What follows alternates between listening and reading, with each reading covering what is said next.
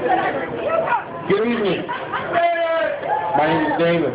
I'm a cocaine addict. I had a whole bunch of stuff that I was going to say, and I had some stuff written down. I had some bullet points. And I went and got my 1-year keychain, Cocaine Anonymous, this week.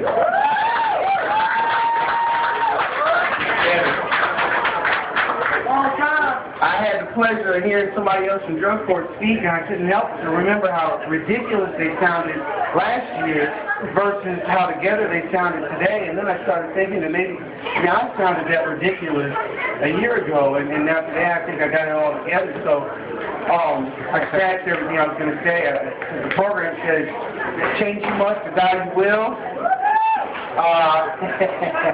And that recovery is a journey, it's not a destination. So really I hope that next year I look back on what I said tonight. I'm totally embarrassed by what I said because I've grown and matured that much. So give you a little story here. My mom's a Christian. I was raised Christian. She doesn't drink, she doesn't do drugs, she doesn't curse unless I piss her off. My dad is a multifaceted drug addict, cocaine and alcohol, and weird growing up with that. My dad was pretty cool with certain things. We had elite cable boxes with nudie channels at night. We got to drive a car 12 years old.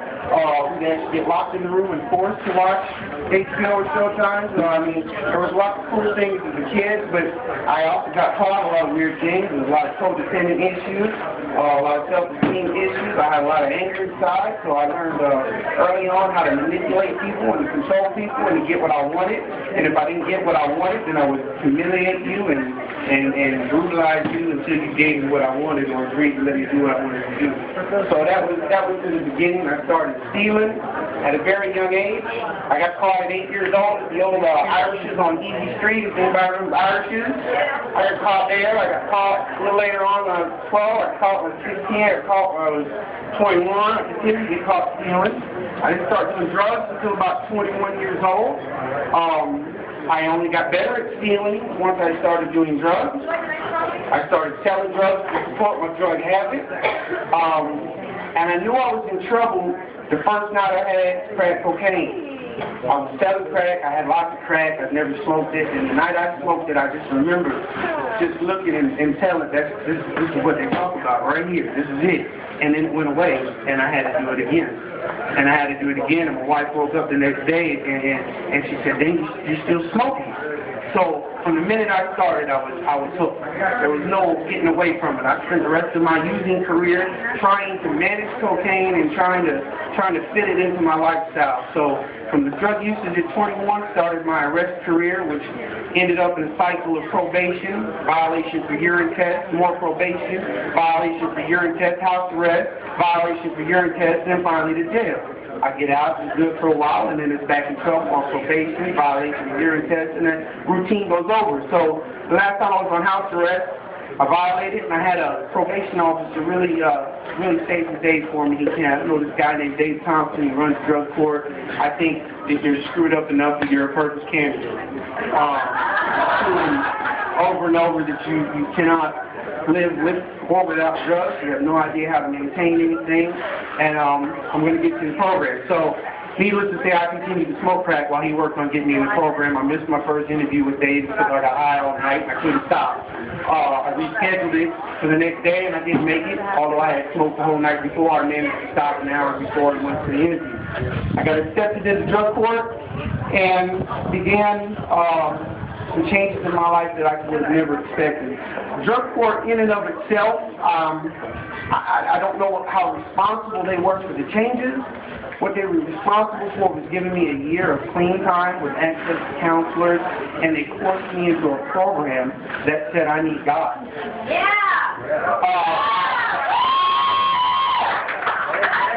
You know, I went before the judge, and he told me there, I'm going to sentence you to something, you need God. I wouldn't have been allowed to say that to me. But they pushed me into drug court, they pushed me into 90 meetings in 90 days, get a sponsor, work the steps, tell them what the first 3 steps are, he can't let them, and it was pushed into me over and over, and being that I already had a background, kind of came natural to get into the stuff. And at first, I really thought that I was going to learn this stuff and show them how much I was really learning to just accelerate and get out quicker. I didn't really have any desire at the beginning to change. I wanted to get clean for a year and get back to smoking weed and doing the things that I was going to do. I just want to stop smoking crack for a year. So, in the midst of all the fake learning and fake working the steps and fake sponsor talking and fake meeting makings and all that fake stuff I did, the promises started to come true in my life. After about 4 months in the room, situations that used to baffle me no longer baffled me. People wanted to be around me. They called me, they asked what I was doing. People lent me money. My mother didn't stick her purse behind the couch. There were things that changed. So I started to notice that even if I'm faking it, if I do what I'm supposed to do, stuff happens automatically on its own. Yeah. And just to sum it up real quick, I went to a spiritual revival. I got slain in the spirit of the Lord Jesus Christ, and I never fell on the floor. 300-some pounds. I don't go down. I remember preachers saying, get some extra people up here, and another guy said, that didn't even go down with it. So, in that few moments of spiritual awakening, I was able to shed a lot of things that had held on to me, and I was able to at least agree that I don't want to smoke marijuana anymore because it may not lead me to crack cocaine, but it will lead me to smoking 63 times a day, and that's how I do it. So I had to realize that that's not going to be an option in my life.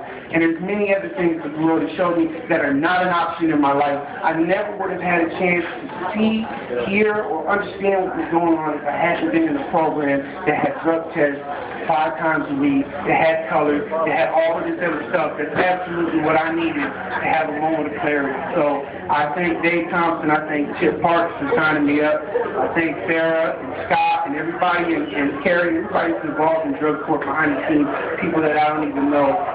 You never know when somebody's going to get help. You never know when it's going to work. But if you don't have a program like drug court, then it never works.